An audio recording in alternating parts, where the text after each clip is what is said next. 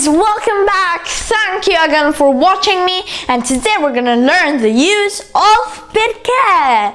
In Italian we use the words perché both to say why and because.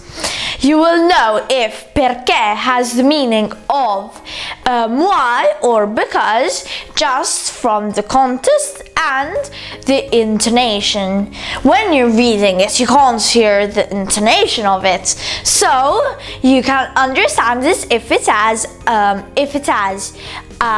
question mark, it is why. If it doesn't, it is because. Listen to these two sentences. Perché non ti piace? That's why don't you like it? And perché non ti piace? That's because you don't like it. So do you see that they change? Perché non ti piace? Perché non ti piace?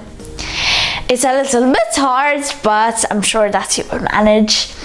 I hope you liked the lesson of today. Put a thumbs up if you liked the video, subscribe, and remember, verde, bianco, rosso. Bye!